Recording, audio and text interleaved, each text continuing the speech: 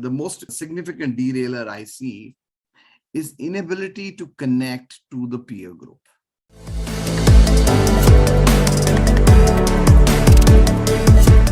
Tell me, what do you think are real derailers for leaders to not get to the CXO role? One of the biggest derailers I see is unclarity on trade-offs.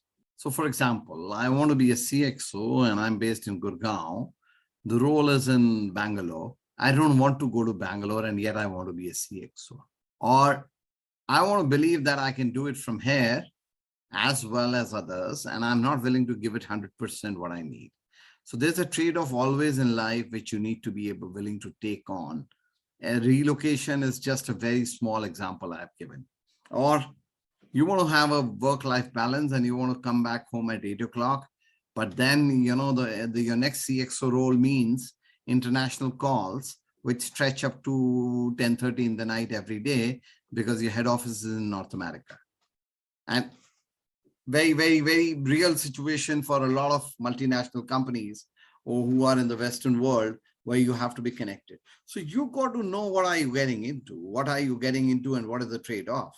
So one of the biggest derailers I see is people do not know whether they are okay with the trade-off. That's one. The second thing which I see is they are not able to, as I mentioned, the vision, I can't underestimate it. They believe either they take it too lightly or they get overwhelmed. Both happen. Now, one of the reasons for taking it lightly is that I have seen and done it all, or it's an easy job without understanding the complexity. So the important thing is to put the right balance. Oh no, I don't know everything, but I think I can do it. And for that, listen to everybody in the team below and above and peers to see what are they expecting. Form your 30-day, 90-day plan as to what are you going to do in these 30, 90 days. And I'm not saying plan as in calendar, but objectives you want to achieve by listening to them and figuring it out what's working, what's not working. The most significant derailer I see is inability to connect to the peer group. A peer group is the best insight for you on the role because your boss will talk to you to the extent he wants it delivery.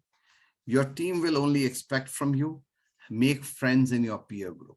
They will be the ones, and you will find 1 or 2 or 3 people.